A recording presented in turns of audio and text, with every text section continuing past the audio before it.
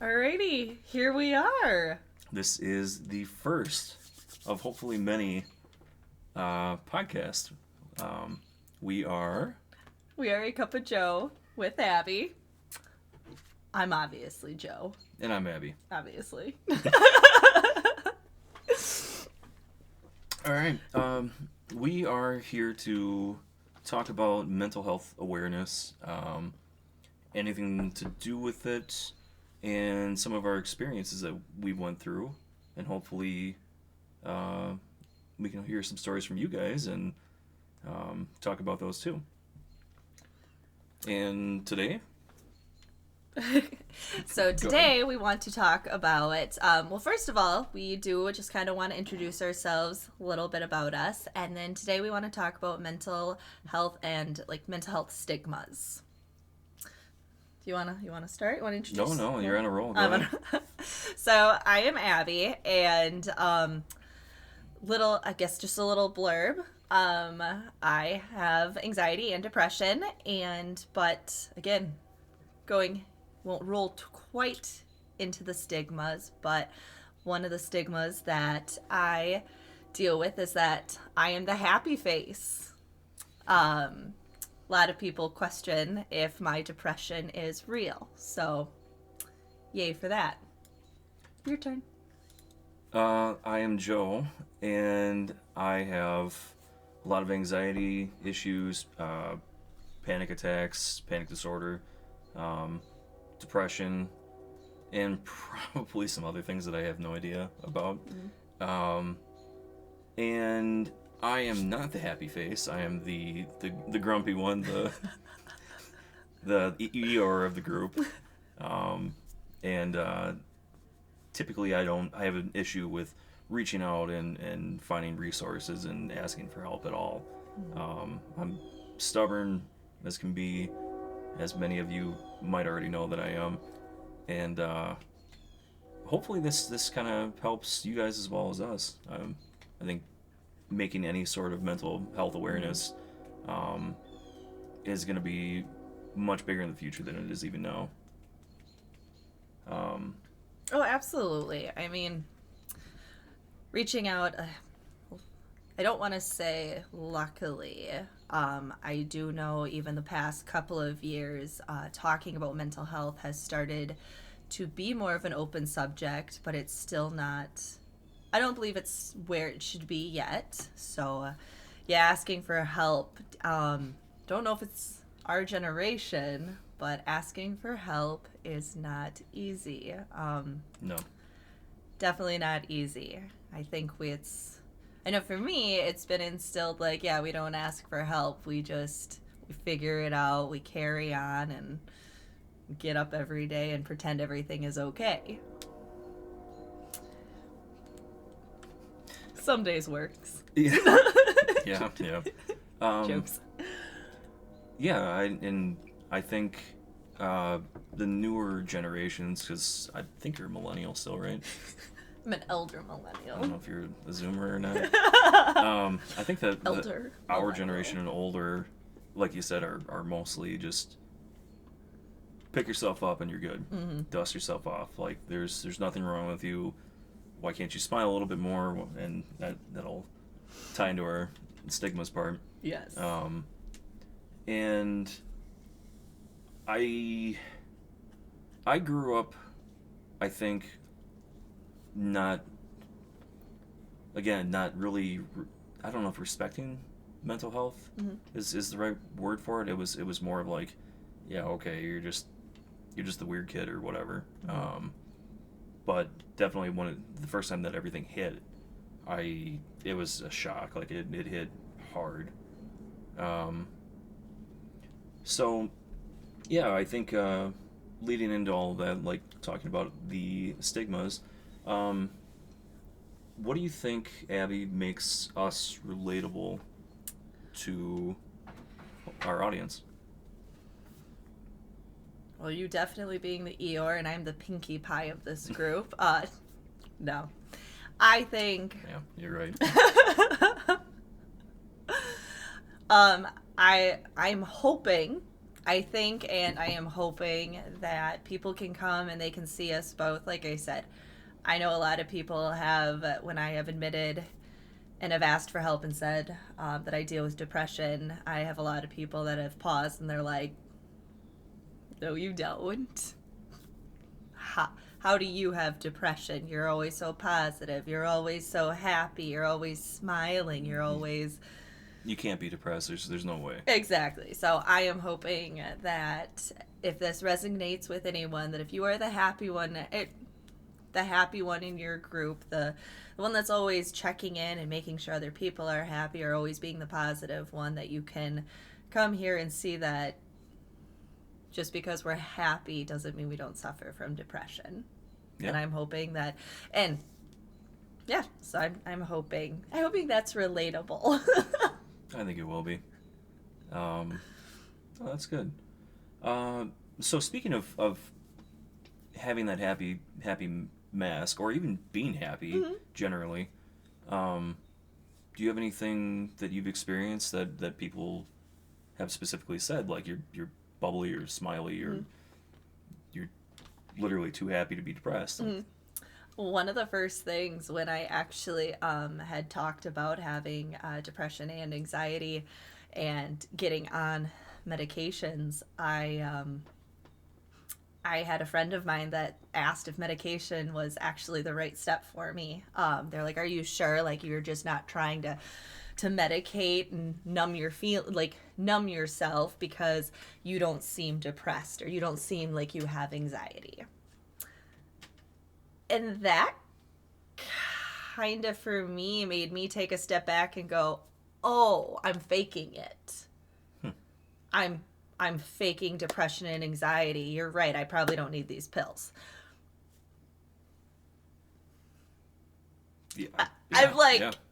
because in my mind, I should just put a smile on and work through it and deal with it. I didn't actually need these. And it took me, so when you start off taking anyone that has started anxiety or depression medications, usually you start off with a smaller dose, cutting the medication in half and working your way up to a higher dose. And I know at first when I started, I was like, well, maybe they're right, and I could just, I just won't take as much or whatever. And noticing that night and day difference, though, taking the medication between not, and I was just like, I was hurt for a little while because I'm like, how dare you tell me I'm too happy or I'm not depressed or anxious. Yep.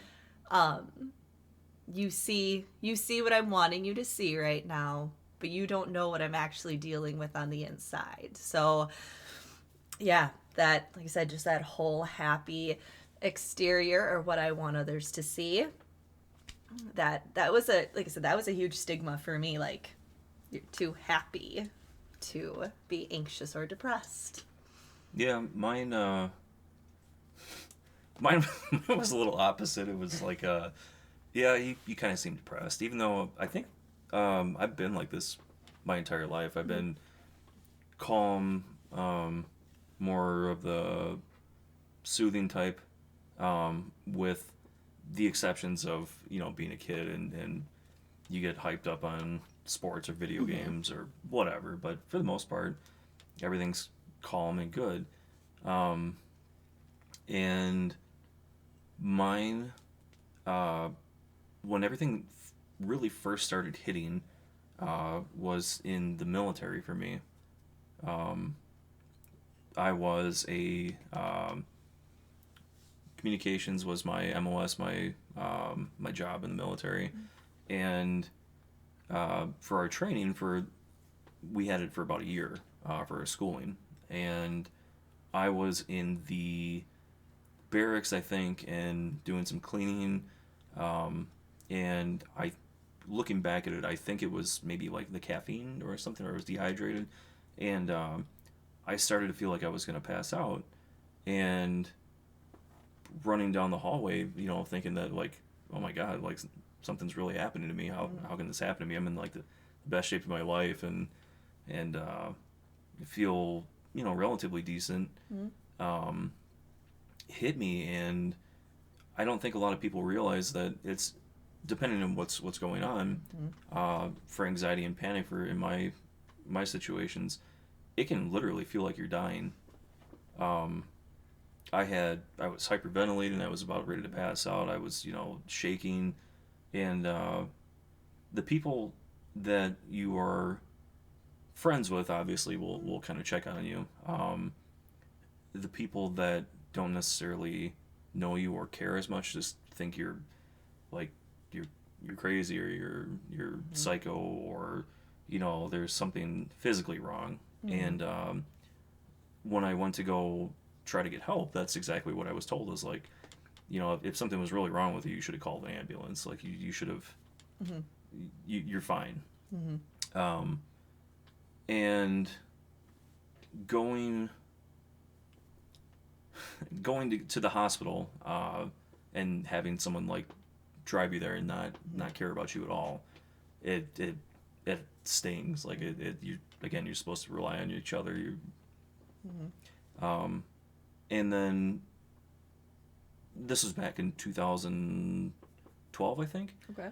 And afterwards, after everything was said and done, they gave me something that was a sedative, just to kind of calm down. And to be told at that time, again, it doesn't look like it now, but I promise I was in shape before. To be told that I'm overweight and out of shape when I'm in literally the best shape of my life at that point, and that's what I need to fix, is like, really, dude? Like, Yeah. yeah, it's ridiculous. And I think another thing that we should talk about too is the stigmas of thinking that mental illnesses are just make you weak, or you get made fun of for seeking help. In my case, hey, thanks for the follow. Hi. And yeah, just dealing with all of that, where people think you're less than you are, because you actively try to go out and look for help. Yep. One of the biggest, going back just a little bit, like asking for help or being weak. I totally understand. I understand this better now. One of my biggest flaws is that I am called, or I'm considered a very big flake with my friends. Like, Abby's flaky. I will make plans, and then I will cancel them last minute or day of, because I I am not mentally in a good place that day for it. There are sometimes that I am, and I'm like, yes, this is going to be a fantastic day. I'm so happy I made these plans. But then there are days that I take my daughter to school and I come back home and I sleep, because I am exhausted. Burnt out, yeah. I am burnt out in that little task of just getting her to school and back was enough to make me so exhausted that I'm going to sleep, and I flake a lot. And it's haha, Abby's the flake. And like, thankfully, a couple of the friends that I do have, they understand. I don't want to say they understand, but they try. They try to understand, and they know that I love them, and we're good. But it is a weakness being flaky. I mean, it's not like I enjoy hearing that I'm a flake, because I realize that in other people's eyes, it's flaky. Yeah. But to me, I'm like, you don't understand. I am exhausted. There are times where it's like, if I had a broken bone, it would be a lot easier than having a broken brain or a broken mind. Yeah. Yeah. I mean, best way to put it. It's because it really sucks, because you want so much to just go out and do something, and you start, and it's like you just get this feeling that you kind of, I don't know, like you can, but you almost can't. Oh, absolutely. And that in itself is depressing. Like, you feel stuck. I was telling you earlier, I ran to Walmart and got stuff. I got cat litter, and I got some cat litter boxes. And by the time I got to the checkout, I was exhausted. Mm-hmm. And then I grabbed the wrong, not that it matters, I guess, whatever, but I grabbed the wrong litter boxes. So I'm like, crap, I have to get an associate to help me. I was so exhausted by the time I left Walmart. It was a 30-minute trip. By the time I was done, I got home and I was like, yep, I'm done. I'm ready for a nap. Like, Yeah, absolutely. I'm exhausted. And that brings us to the next point. When you vent like that to some people that either, I mean, all aspects, they could have the same things and they just don't want to hear it. Yep. They could be on a milder scale and are like, yeah, I can relate, but I don't want to get to that point of thinking of it because I'm going to start going down that rabbit hole of feeling like crap. Yep. Or people that have no idea and they're like, okay, Yeah. like, what do you want? What do you want me to say? Yeah.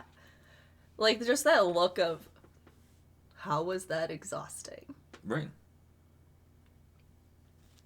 When it literally can take all that you have to just get out and do anything. Absolutely. Yeah. How about this one? Have you had anything experience wise with people thinking that you can just snap out of it? I'm assuming yes. But like straight up saying to you like, just, walk it off, if you will.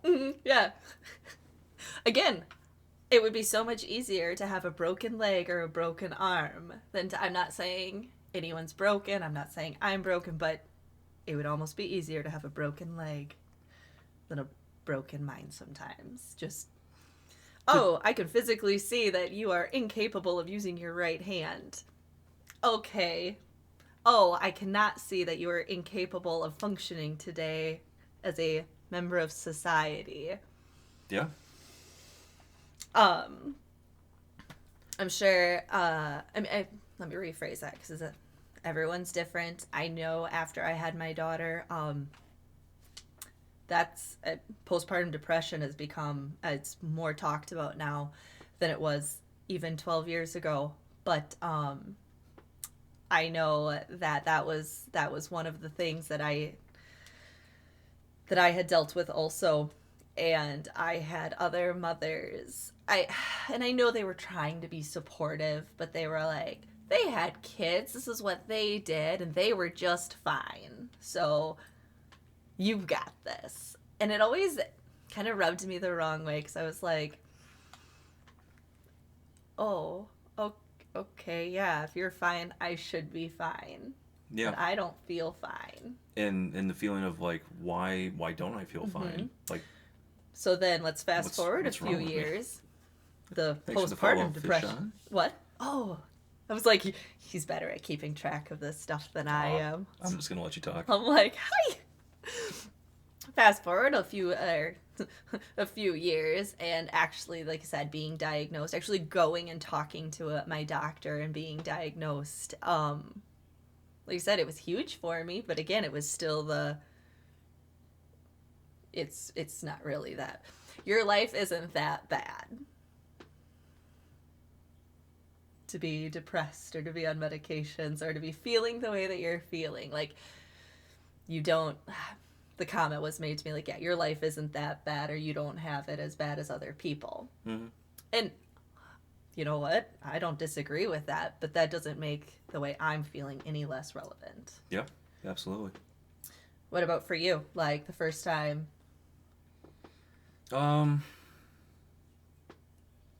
It was probably the military. That same thing. Just getting told that, again, you're fine. Like, lose some weight and you're good. And again, I was literally 100 pounds less than I am now. So, hey, thanks. He said we're doing great. Thank you. I think it was probably the same time. it was just like a how can you feel bad? Like Mm-hmm. there's nothing going on. Um, yeah, not a fun time. No. But along with that too, uh, So being in the army or being a military, yeah, having that experience, how did how did you cope? it was it was really really difficult. Um, I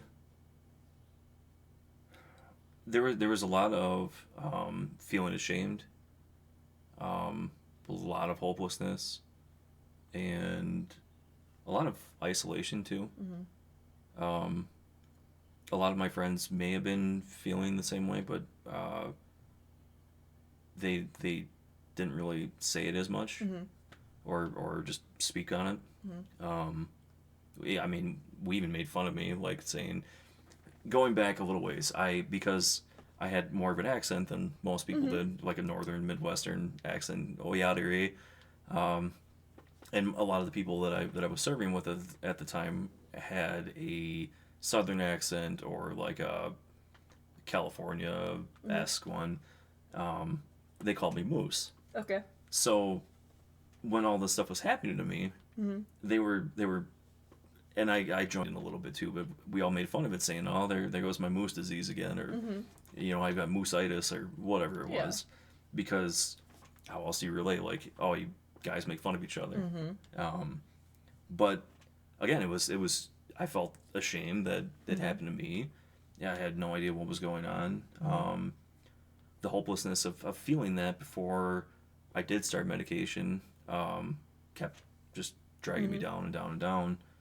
And um, again, the isolation of feeling like I'm the only one that Mm-hmm. has anything like that happening, or the few that did have something like that.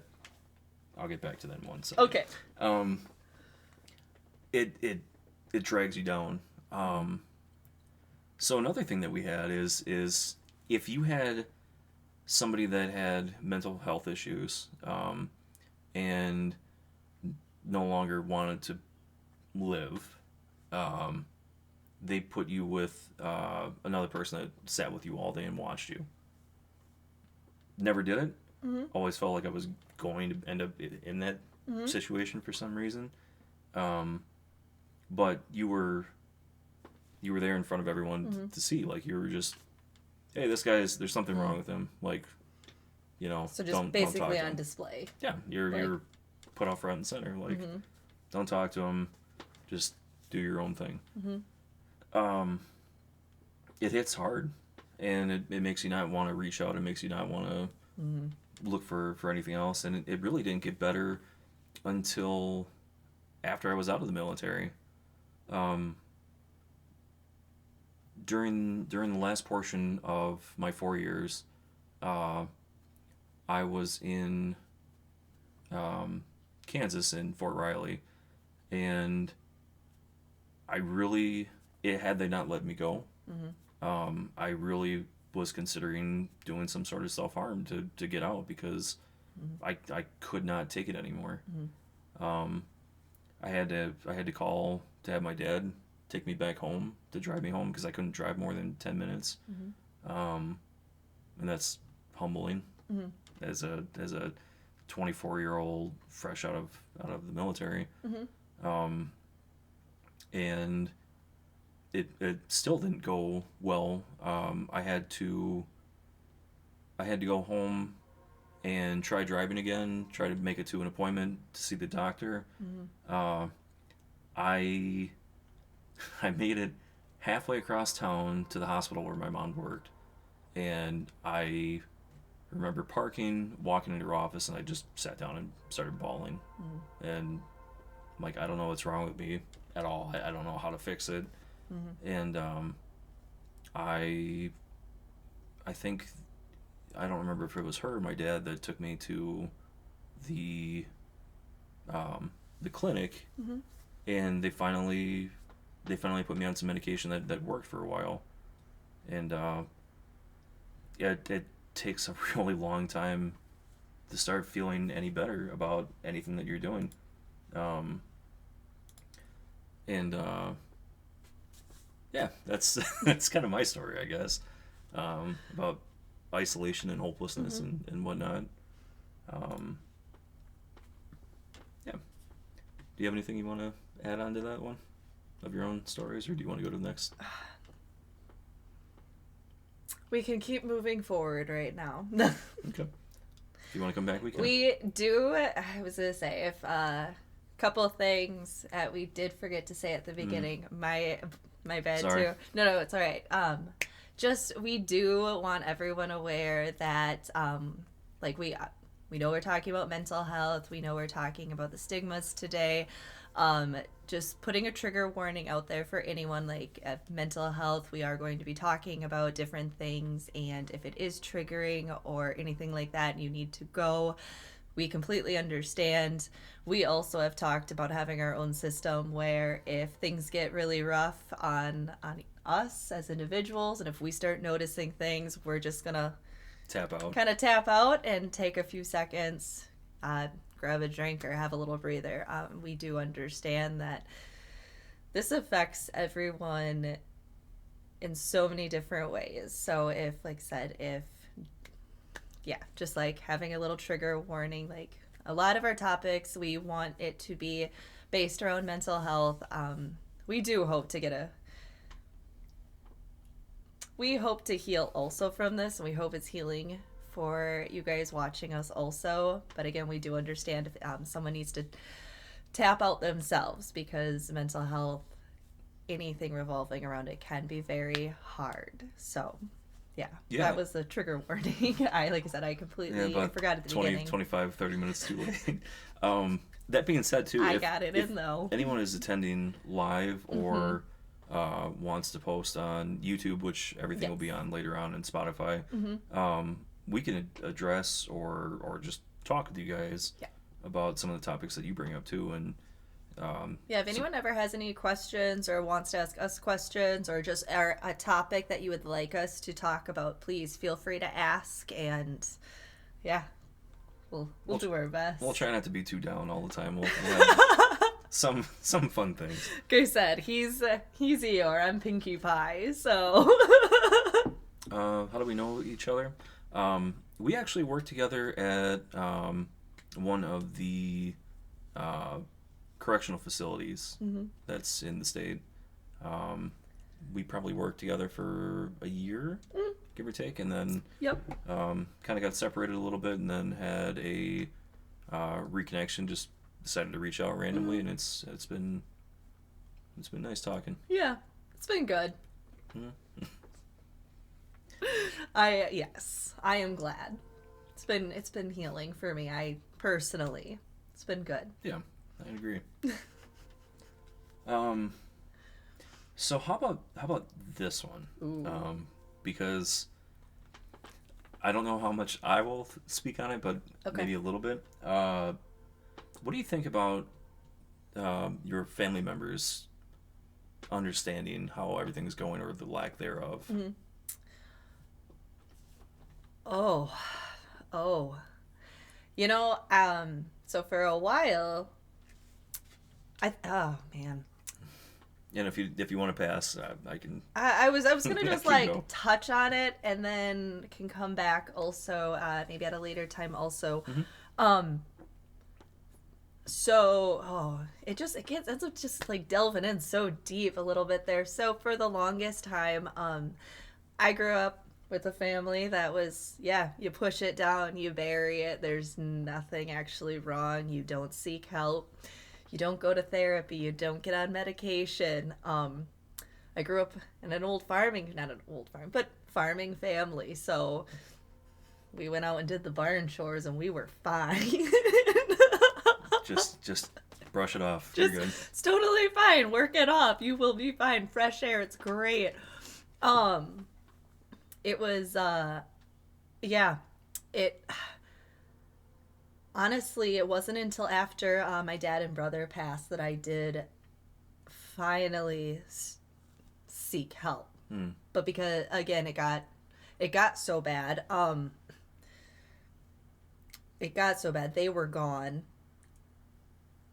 Why should I be around? Yeah. So finally, some more things led up to that, but then finally seeking help. My family's still borderline. I only have one sibling that has actually went out, sought the therapy, and is doing very well. Oh, he says he's doing well. I hope. Take him at his word. Exactly. Like Yep. I choose to believe him. Yep. But he's doing good. He's done. He's gone through the process. He seems like he's doing really good. I know me and my other brother, I have sought the help slowly but surely. He has not yet, and that I'm aware. Again, if he doesn't want to talk about it, that's okay Yeah. too. But seeing my one brother that has sought help and how he is doing, and how, like I said, my other brother and I think we're still in that. We'll fix ourselves. I can handle it. I got this. Yeah. It got, like I said, but it got bad for a little while. Gonna have to come back to this one at another time. Yeah. But I think at this stage, my family's definitely, my immediate family has definitely been like really supportive. We are starting to talk about it more, starting to talk about mental health and making it more of a topic that we talk about day by day. You'll get there. Yeah, exactly. We will. You'll get there. You said you probably weren't going to touch on that one today, so I mean, him hawing over it a little bit. Our family's more emotionally closed off. It's definitely gotten better over the years, and it's not that no one cares because they obviously do. I mean, Yeah. the understanding is I think it's a little bit half and half. Okay. I think that we don't bring anything up if anything is going on, but we also don't ask. Like if nothing's going on, you don't say anything. And my siblings and I all have done some sort of therapy, Okay. but we really don't talk that much, or we didn't in the past about what happens. For my parents, I don't really know. But you know, with us, it's more of like, okay, if you want us to know, you'll say something.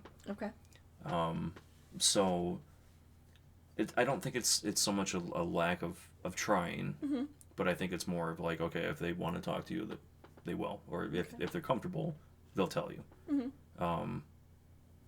But I think for people that are listening, I think that is a really good thing to start bringing up, just to say like, how are you doing, and really delve into it, not just like, oh, I'm okay, or yeah, it was a bad day. More of like, okay, well, what happened, and be more in tune with whoever you're talking to. Instead of the stereotypical, how are you doing? Yeah, I'm fine. Yeah. Another day in paradise. Everything's okay. We're going to just keep trucking along. It's going to be okay. Yeah. Actually taking a pause and saying, are you okay? Yeah. I'm kind of curious on working in corrections. How, maybe not how often, but do you have any examples of sometimes where you go home and you're like, I'm really not okay, like that really was messed up what I just saw, or what happened, or anything like that? From more of like the your surroundings. So I'll give you an example of what I've got. So I was a supervisor, and one of the subordinates that I had actually had a panic attack. Just in the middle of the day, didn't know what was going on, and everyone around her, employee-wise, was like, again, is she like having a heart attack, or like is she crazy, or like what's going on? And having it in that situation is terrifying because one, you're having a panic attack, which again, you feel like you're dying already, and then having all of your coworkers watch you having one and not being able to help, and then you have all of the inmates that are around watching, and me going to the unit and saying like, how can I help you? Because I've been there, not in this situation, but I've been with it, and at some point, let's get rid of this because this is an advertisement, or maybe Yeah. maybe one of the mods can do it. We'll get rid of that later on. Yeah. So yeah, going up to her and asking her like, how can I help you, and feeling helpless in that, and and talking to her a little bit, and getting everything all kind of calmed down, but then going home and saying like, what would I do? Because I've had them in random places before, and if you're looking at your boss and they're having that happen, like how do you still keep the respect, and you feel like you're just bleh. I don't even know if I'm explaining it completely correctly, but I guess the first thing that like comes to my head is how, and going back into corrections, how we have all this training. Okay, we have. I was gonna try to like pinpoint things, but I'm trying to keep it a little like overhead here too. Like we have all this training. But when it comes to our mental health or what to do if a coworker is having a panic attack or dealing with certain things, we don't have any training like that. We don't have anything. We're just supposed to figure it out. I mean, you can go online and try to be like, oh, okay, let's look for 5 objects. You know what I'm saying? yeah, like, yeah. But there is no and now that I'm talking out, like saying this out loud too, I'm thinking about even back when I was a CNA, we had all this training, but never any for mental health. Never anything like what to do if a patient had a panic attack or if your coworker has a panic attack. And so now I'm just starting to like think of ideas like, why don't we have that? Yeah. Sorry. Yeah, I mean, you're not wrong. Like, we have all this other training, but we don't have training for when a staff or a coworker, a friend, has a panic attack or is having a problem. And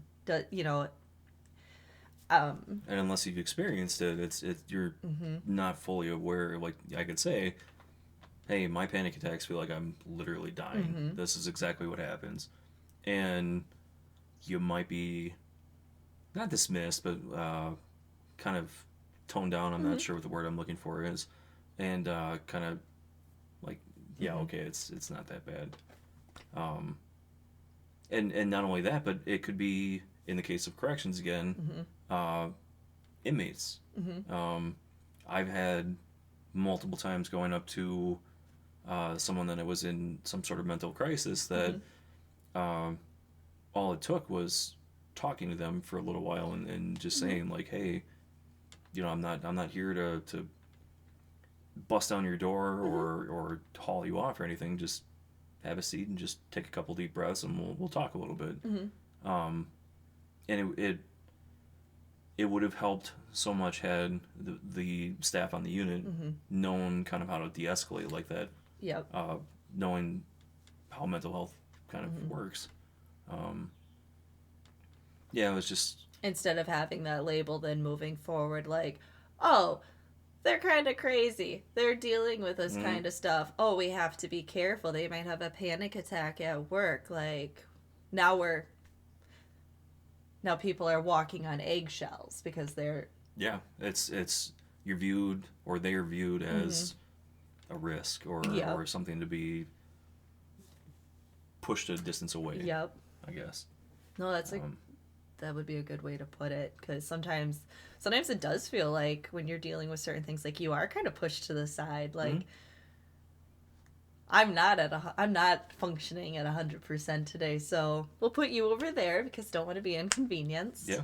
Thanks. We'll get somebody else. Like, who cares? Yeah. Yeah. Uh, That's and yeah. that's kind of the same thing with employment too. I mean, if you Mm-hmm. heaven forbid, if you reveal anything about mental health history, Mm-hmm. you that's one of the fears that I've got right now. Mm-hmm.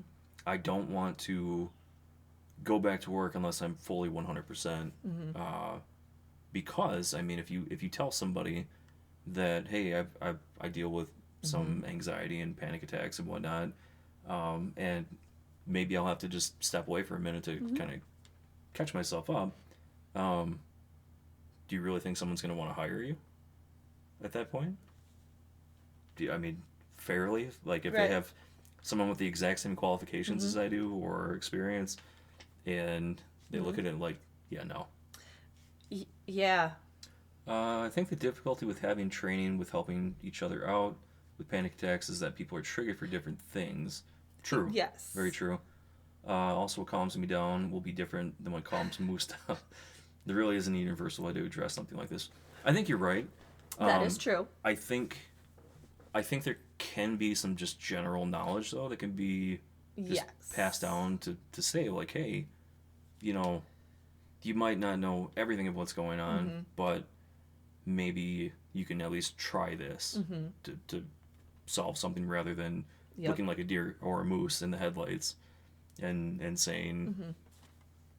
I'm staying away from that one. Yeah.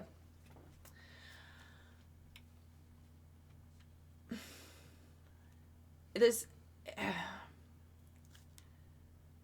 Speak. I know. Speak your mind. It's like. But see, I don't. So this is something that I kind of thought of like. But again, it varies from person to person and how comfortable that person is feeling also. So like, Yep. I've gotten to a point where, and it's not all the time, but I have gotten to a point now where I don't want to say I don't care, but I sometimes don't care, and I will say like, this is how I'm feeling. Leave me alone. Yeah. That like, it's because I'm old. No, joking. Well, do you think it's because you've been dealing with so. it for so long? I or do you think so. It's... It's something that I've been dealing with for a while now. So like, going back to like, my friends think I'm flaky. Like, that doesn't bother me anymore because I have started getting to a point now too where I'm like, this is what's going on. I am not going to be able to today. Like I said, and the ones that do know me do understand, so it's okay. Mm-hmm. But being able to like speak up and say, this is how I'm feeling, I need to go take a few minutes to breathe, let me just have some space. But again, everyone is different, so that's not going to work for everyone. Yep. That's why I was like, it's a thought in my head, but I'm also like, but not everyone can do that. I'm in social work and I see depression and mental disorders all the time. It really takes someone that personally knows a person to help, which is unfortunate because a lot of people I meet don't have anyone. Yeah. Mm-hmm. Yeah, absolutely. And they don't know how to communicate that something's going on. Yeah. Which and is hard too because, like, again, you know how your panic attacks are. But again, depending on the day, depending on what's going on, maybe there is something that's slightly different and you are not sure how to express it or even get the words out. I really hope that it does help. I think one of the next podcasts, either maybe next week or soon coming up, is talking about some of the resources that are actually available and out there, whether it be for military or average. I shouldn't say average. Civilians, I guess. Does that sound less bad? Your average Joe. Yeah. Or just No, just kidding. just in general, like things that are actually out there that Yes. you might not know about or might not take advantage about, or maybe you can just direct somebody that you know that could use it. Oh. And just have it out there. And I think like, that's one thing we should talk about. I agree. I agree. It'd be good. Next time around. Yeah. We're hoping to have many of these. We'll have plenty of time to talk to you guys. Hope so, yeah. um, so, you okay? Yeah, just knocking things over. I thought you got zapped. Nope. I think another thing, when we talk about that, we've been dealing with it for a long time, Mm-hmm. and you kind of learn how you are and how you tell your friends and family, and or you don't. People that are experiencing it for the first time, or like a younger crowd that experiences too, probably are going to go through a lot more of the bullying, the physical violence, harassment, just because you're different. And I don't have kids, and my niece and nephew, I really hope don't have to go through anything like that at any point. Do you have anything story wise for that, or experience in that? I don't right now. I can personally say, like, been super fortunate. My kid goes to a private church school. There's not that many kids, and she's actually like, she doesn't deal with some of the stuff that I dealt with growing up, which I'm super thankful for. Like, I'm sorry. We'll come back I'm to that. so sorry. You can tell your story. We'll come back. I get a little squirrely sometimes too, so I apologize. There's the go shinies and anything sparkly, and it's got my attention. She has not had to deal with some of the things that I dealt with growing up. Again, we're privileged for the fact that she is going to a small private school. I don't know if it would be different if she was in public school or not. I do think that there have been advancements in public school when it comes to, not a lot, but when it does come to mental health, like, again, little bit by little bit, I think schools have started, I guess from what I've heard. Did you go to a public school when you were younger, or was it private? Uh, Because that could be an interesting I dynamic went too. to a few different schools Okay. because I made some poor choices. Topics for another time too. Exactly. Okay. So I went to a couple different schools. I was homeschooled because that helped so much. Sorry. No, nothing against homeschooling. I think it's absolutely wonderful. But I know I didn't treat it right either. Okay. You can say sorry to your mom if you want. Sorry, Mom. You're right. I really wanted to when you saw it. You should call her later. Mom, if you're watching this, I'm sorry. You can call her later. I will. Did you watch?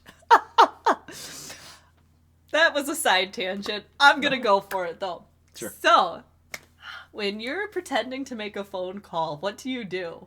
How do you position your hand? Oh, you Do this, right? Yeah, you talk to him. Yeah. Do you know what kids do nowadays? No, they do this. If you tell, Why? It because looks like that's you're how, gonna get smacked. because that's how they hold their phones.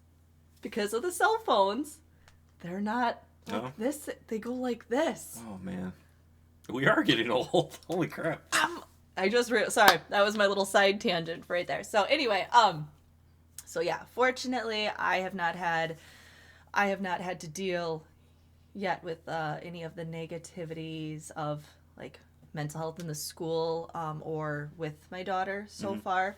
I try to have a really open dialogue and relationship with her. Just recently, I was getting super paranoid that she was I think she's dealing with an eating disorder. So I've been really struggling with it because I dealt with my fair share of eating disorders that I've been like, I've been a helicopter mom the past like week now. Which is probably driving her insane. She absolutely hates it. And she finally like looked me in the eyes and was like, Mom, I'm fine. I'm eating. I'm okay. I'm just like, I'm not hungry. And I'm like, okay. I have to take her word for it too. Yeah. But that was something that no one ever asked me growing up either. It's not like anyone was like, well, besides being told I was eating too much, I was never asked, like, are you sure you're eating? Are you healthy? Are you okay? Mm-hmm. So I think I've been projecting just a little bit on her, so I need to stop. But that's what we've been dealing with lately. Well, I mean, to put a positive spin on it, at least you are involved enough and care enough to ask, like, hey, are you okay? I just that's one thing I look at her and I don't ever, and I know I can't protect her from everything, even though I would like to wrap her in bubble wrap. I know I can't, and that's okay. Yeah. I don't want her to have to deal with some of the things that I had to deal with. Yeah. And I think most parents can relate to that, but like, it's a hard world out there, man. It is. Just gonna read a couple of comments. Yeah. Quick. So, corrections and military, what could go wrong? You're not wrong. There's a lot to unpack on that one. Losing family is not easy. Proud of you two for doing this. Thank you. It's very nice. I'm pretty positive. I know who Fish On is, and thank you.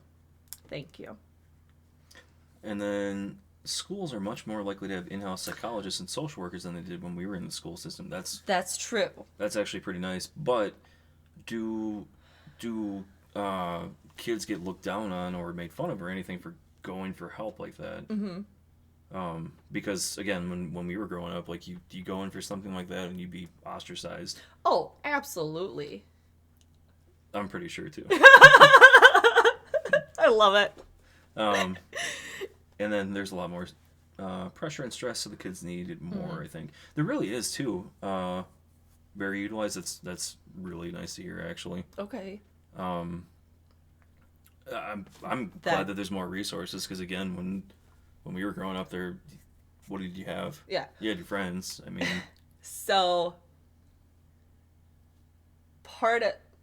I'll go back to that. Part of a couple places that I went to school were affiliated with the church and everything, which not gonna delve too much into that unless people want me to, but I was just gonna kind of do a broad overview of it. One of the things that I struggled with in school, being in the Christian school system, was the fact that we didn't talk about dealing with having the anxiety or depression or what was going on. We were told that we needed to take it to God and pray about it. That was our resource. It's going to be a touchy one. That's why I'm like, I'm doing a broad overview right now. Can come back if people want, but we don't have to, because I know it can be touchy. Because I don't agree nor disagree with that. Again, it's probably more for later on. Later time. We only have time. But do you think that helped? Going and taking it and praying about it and. Yes, but no. I mean, yeah, okay. I got to voice what was going on, my feelings. And I'm not saying this in a bad way, but like I didn't have the other resources to be like, try this, try that, do this or that. Like definitely be a resource. I feel like maybe a resource route. We can talk about the next one too. What about for you in school? Like go way back to school. There's a few things that I remember, and more so, I wouldn't say quite bullying, but probably a little bit that even I did too. Like we had a girl that I still feel honestly really bad about. She was different than us, and she a lot of times like stole things. Like I think she might have been like a little bit of like klepto tendencies. And I just in the moment, I didn't just being I feel terrible about it. She asked to play with our group of kids, and I'm like, no, nobody likes you. Like, I don't want to play with you. And some of the other kids that that either worked on a farm or didn't take care of themselves and smelled a little different. Mm-hmm. That's not just because, I mean, maybe they didn't care, but then again, you might have their parents might not care. Mm-hmm. Their situation might be bad. I mean, a lot of abused kids typically, I think it's sexually abused if I'm not mistaken. Um, Sorry, the music's a little off. The I believe it's sexually abused kids actually, make themselves smell worse, whether it Mm-hmm. be just not bathing or urinating or defecating or whatever on themselves, so Mm-hmm. that nobody does anything to them. Yep. And I had no idea. I just, Mm-hmm. you made fun of the smelly kid, Mm-hmm. and while it sounds funny, it's Mm-hmm. you look back and it's like, man, I wonder whatever happened to them. Right. So moral of the story is be kind. Yes. Always. Yes. Don't. You know? Yeah. Nah. I No, I think about that too, girl. I actually I have not been able to find him since, but there was a young boy that I went to school with, moved halfway across the country with his mom. And him and I had, this has been years ago, we were talking. I had seen some concerning things on his Facebook, and I have not heard or seen anything from him since. Yeah. And I tried like doing some digging and like seeing, but I have not found anything. So I mean that. And you wonder, like, Yes. what if I just said something? Yes. What if I had said something? What if I had done something? What if? And I think that brings us to probably our last thing. Yeah, Because probably. we're getting a little close on time. Self-doubt. I feel like we need more than 4 minutes for self-doubt. I know. We'll try to summarize it as best we can. All right, it's all you. So, the notes I've got are belief that you can't overcome your illness or achieve what you want in life. Mm-hmm. I think that is, for me and a lot of the people that I've talked to and some of my friends and whatnot, it's a huge thing. Like, it's awful. It really is. But I'm hoping that with this, at least, in addressing places that you can find some sort of comfort or resource, that we can actually make a difference with that. And I think it'll help us too a little bit. Yeah. Anyway, we have about 2 minutes left, so we're gonna shamelessly plug our socials and Yes. So our schedules and the whatnot. part that Joe hates. So I am tasked with this. Yeah. So we are going to have a link of all of our social medias. We have Instagram, if you wouldn't mind giving us a follow. We have Facebook. We do have Spotify and YouTube. So when we are done today, we will be putting this on Spotify and YouTube. If you don't mind, like I said, following, sharing, giving us a like. If you liked it, if you don't like it, it's if okay. if you don't like it, that is a-okay. We get it. We're not for everyone. We're not. Never mind. No. Everyone's cup of tea. We're Everyone's not cup of. We're not everyone's cup of Joe. But I've said it before. Just shamelessly say it again. We are really excited. We do hope that we can help people, and even if the people we help are ourselves, like, I think this is definitely huge. Being able to have a platform and talk about things that don't get talked about a lot. Yeah. Especially, I will say, like, as an elder millennial, I don't think it gets talked about as much as it should. So, do hope we can help. Like I said, if you did please give us if you did like us or liked this, please give us a like and a follow and a share. And hope to see you guys next week. Yeah, we appreciate all the input you guys had, and Yes. if you do have stories or questions or I mean, even concerns or Yes. things that you want to share about yourself or whatever. We have um, an email. I think that's listed. I thought it was We'll listed. we'll double check. Yeah, we will double check. You can DM us or private message us, direct Yep. message us, and we'll get back to you. I think next week we're gonna aim towards probably resources. I would think, I think so. I think that would be really good. and talking about some of our personal experiences with actually trying some of them. Yes. Yeah. Um, so yeah, thank you all, and Thank you guys so much. Hope you guys have a good Friday and have a really good weekend.